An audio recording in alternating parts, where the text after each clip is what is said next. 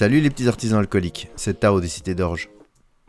Aujourd'hui, je vais vous expliquer étape par étape comment je brasse 50 litres d'une smash de Hoppy Pale Ale que l'on a intelligemment nommée jaune citra. Bon, intelligemment parce que elle est jaune et puis qu'on met du citra dedans. Donc voilà, on est des génies.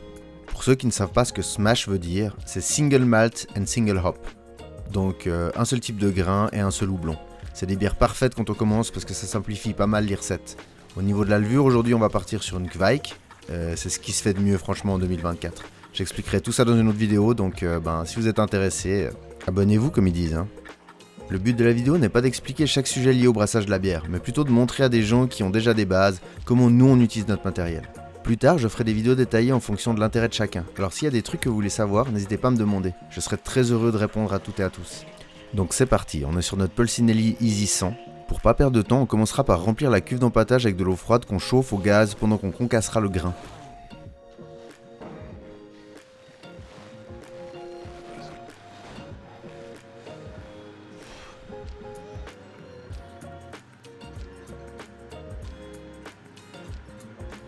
Il existe une astuce pour ouvrir le sac en ne mettant qu'un petit coup de ciseau bien placé, regardez.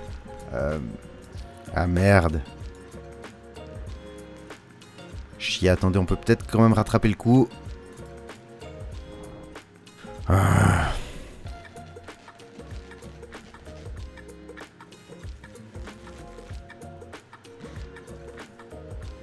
Il s'agira alors bien évidemment de peser le grain pour coller parfaitement à la recette. On n'est pas au gramme près mais presque. Le brassage s'accompagne bien souvent de petits imprévus, alors tout ce qui peut être maîtrisé doit l'être dans l'optique de s'améliorer de brassin en brassin. Concassage en extérieur. Toujours le plus loin possible du mou.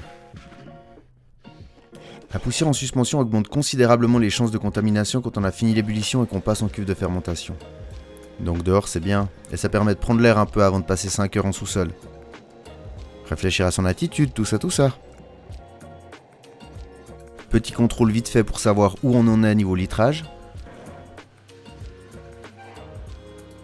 Concernant les quantités, c'est comme toujours, tout est dans Brewphaser, il fait les calculs tout seul, c'est juste parfait.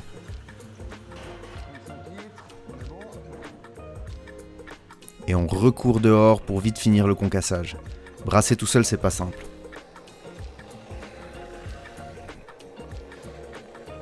Toujours contrôler aussi la température, le but étant d'arriver à 66 degrés le moment où on va faire notre premier palier. Bon, je dis premier palier, mais en l'occurrence, il n'y en a qu'un. Vu que j'étais tout seul à brasser, j'ai vraiment tenté de me faciliter la tâche. Ce qui est bien avec le concassage, c'est qu'on a vraiment le temps de se poser des vraies questions sur la vie. Est-ce que tout ça a du sens ? Vit-on dans une simulation ? Pourquoi est-ce que je fais de la bière alors que je pourrais juste aller en acheter ? Bon, assez d'air frais pour aujourd'hui, on part à la cave.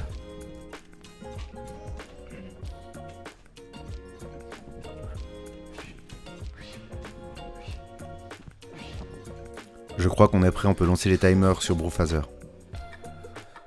J'aimerais vraiment faire une vidéo spéciale sur Brewphaser parce que la découverte de cette app, elle a révolutionné ma manière de faire de la bière.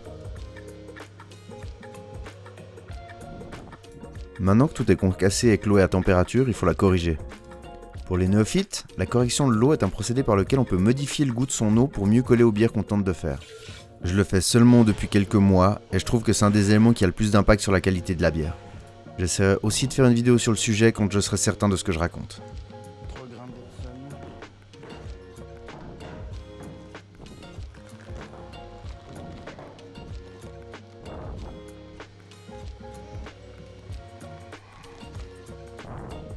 Et j'ai pas de sponsoring, mais franchement il faut vous acheter une de ces petites cuillères là qui met le grammage, c'est tellement bien.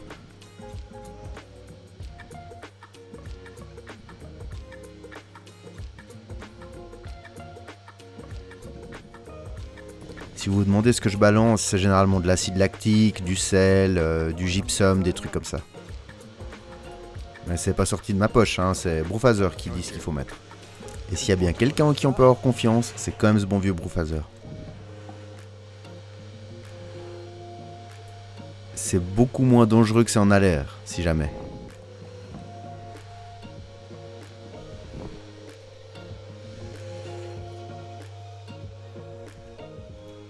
Maintenant que la cuve d'empâtage est corrigée, on balance le grain. En l'occurrence, environ 12,5 kg de Pilsner pour cette recette.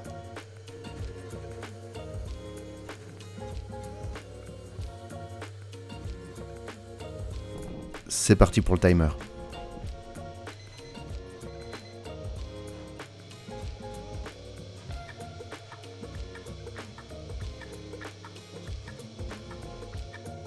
L'eau de la cuve de rinçage doit aussi être corrigée. Du coup, je vais pouvoir ressortir tous les petits produits que je venais de ranger. Bravo.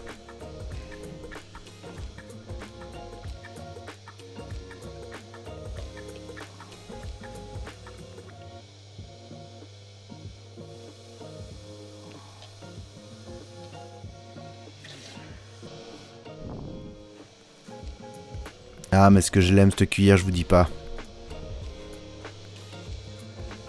Depuis peu, on a commencé à utiliser un corps de chauffe pour éviter de dépenser trop de gaz. Ça marche plutôt bien, mais faut vraiment anticiper parce que c'est beaucoup plus lent.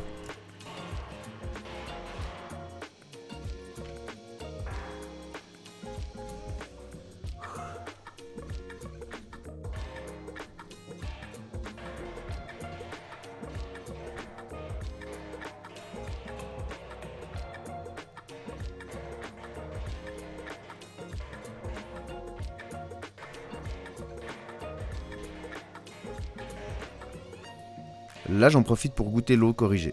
C'est un véritable délice.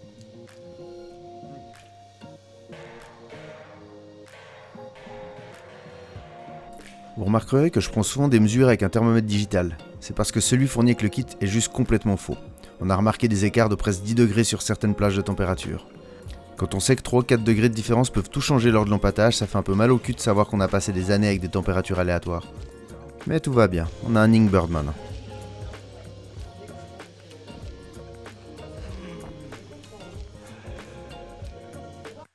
Pendant que ça empâte, j'en profite pour finir de monter ma cuve de fermentation Fermzilla de 55 litres. J'imagine que vous n'avez pas vu la vidéo de l'unboxing du Fermzilla, vu qu'il n'y a que 12 vues dessus. Non, je cherche pas à culpabiliser, mais je dis juste. Étant donné que le fermenteur vient de l'autre bout du monde, je me dis on va quand même bien le nettoyer.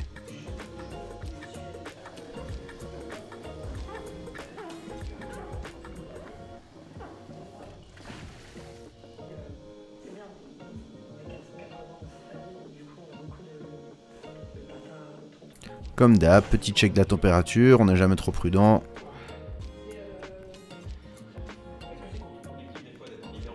Installation du deep tube.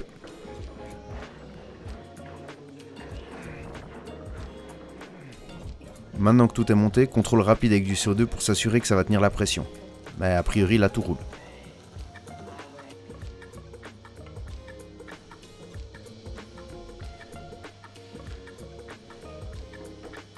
Il est beau, il est propre, il tient la pression, je crois qu'on est prêt.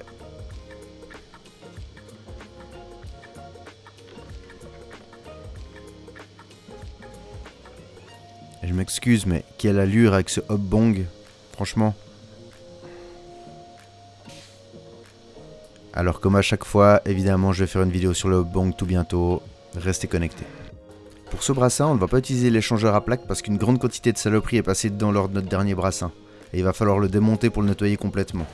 Je hais ma vie. Donc pour ces 50 litres, on va utiliser un refroidisseur à immersion. Là aussi, je ferai bientôt une vidéo pour expliquer la différence des échangeurs à plaques, les refroidisseurs à immersion et ceux à contre-courant. Bref, affaire à suivre.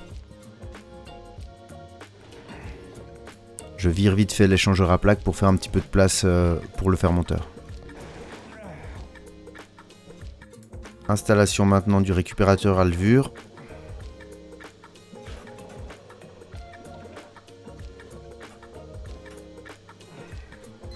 Ah, je crois bien que c'est l'heure de passer à l'étape suivante.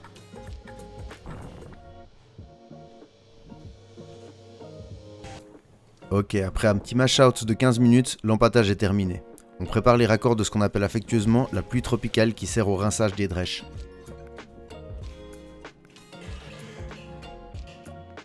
Ne faites pas comme moi et utilisez des gants, c'est extrêmement chaud.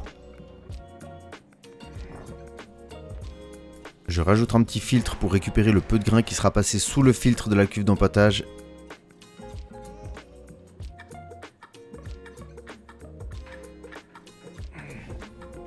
Et on envoie.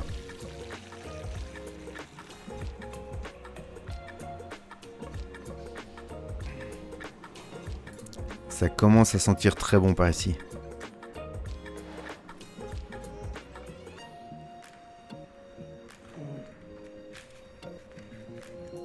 On switch la bouteille de gaz pour l'ébullition. Petit touillage avec couteau pour essayer de faire passer plus de liquide dans la cuve.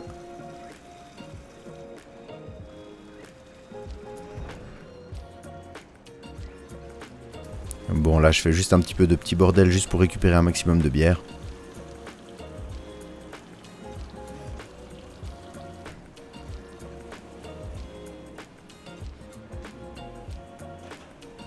Ne pas oublier la réglette pour savoir combien d'eau de rinçage on doit mettre, le but étant d'avoir environ 60 litres avant ébullition.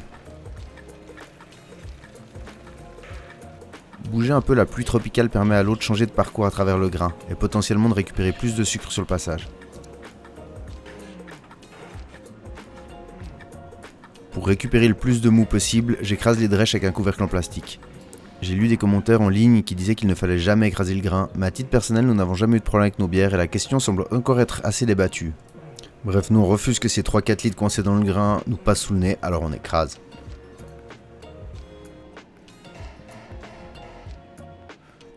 On la voit gentiment venir, la grosse session de nettoyage qui m'attend, hein.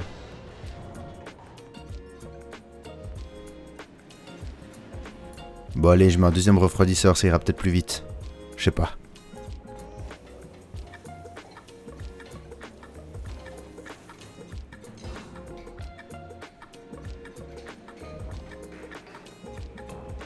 Petit trajet pour jeter le tout au compost en attendant que l'ébullition commence. On a de la chance d'en avoir un pas loin, faut dire.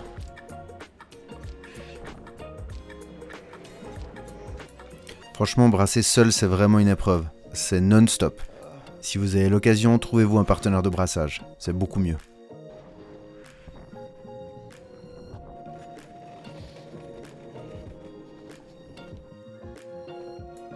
Typiquement pour ce genre d'opération.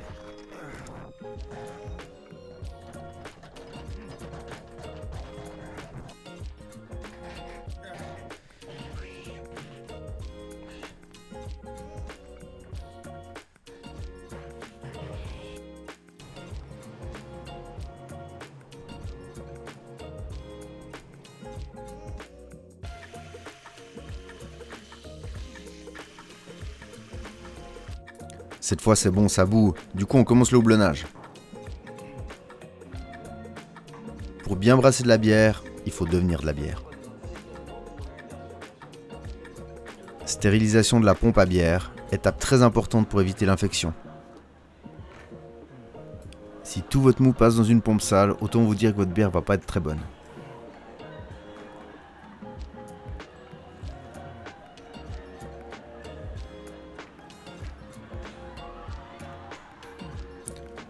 Là je fais juste des petites manips qui permettent d'amorcer la pompe, sinon ça prend pas.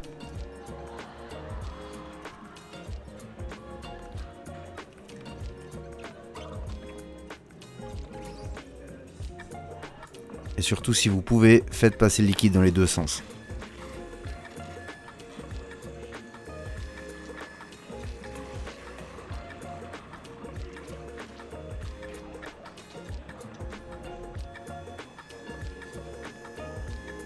Je vous ai épargné toutes les phases de nettoyage, mais comme vous pouvez vous en douter, ça représente bien 50% du temps passé à brasser. Si vous avez déjà de la peine à maintenir votre cuisine propre à la maison avec un lave-vaisselle, laissez tomber tout de suite le brassage, c'est l'angoisse. Voilà, l'ébullition est terminée. Maintenant je fais un pseudo whirlpool à la perceuse, ça permet de faire 3 choses d'un coup. Premièrement, oxygéner le mou. Deuxièmement, ça permet de bien faire circuler le houblon et de récupérer un maximum d'arômes. D'ailleurs, quand on a arrêté d'utiliser les corbeilles à houblon, on a vraiment senti la différence. Troisièmement, ça permet de créer une espèce de cône de houblon au centre de la cuve grâce à un procédé physique que je ne vais pas m'amuser à vous expliquer. Ça s'appelle le Tea Leaf Paradox et c'est très pratique dans notre cas. Allez vite sur Wikipédia, ils expliquent tout. Bon là je fais un peu de la merde pour tenter de faire circuler le liquide à travers le refroidisseur. Peu concluant.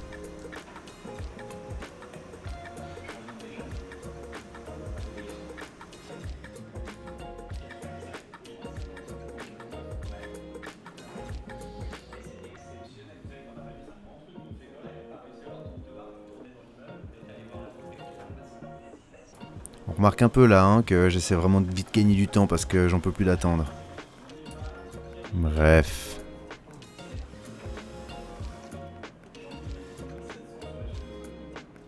Bon allez, ça suffira. On enlève tout et on passe au whirlpool.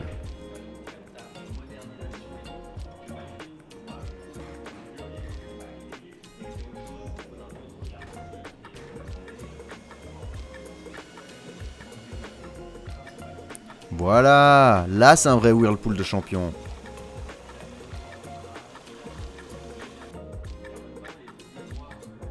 Allez, encore 2-3 petits trucs à nettoyer là, il n'y en avait pas assez.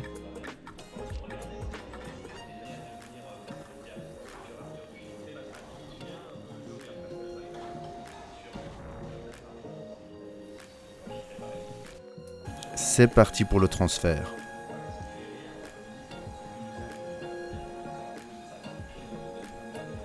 Petit coup d'éthanol pour cleaner un endroit où j'ai mis mes gros doigts dégueulasses sans faire exprès.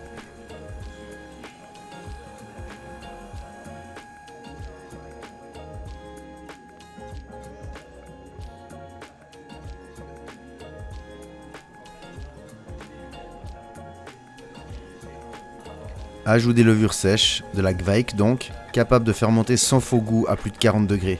Ce qui tombe bien parce que j'ai pas refroidi jusqu'à 22 degrés. Ça me prenait trop de temps et je commençais vraiment à perdre patience.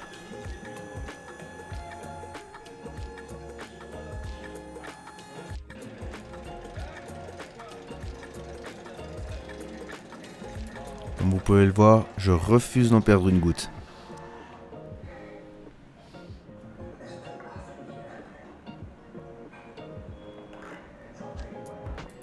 On referme la cuve et attention à ne pas toucher avec les mains.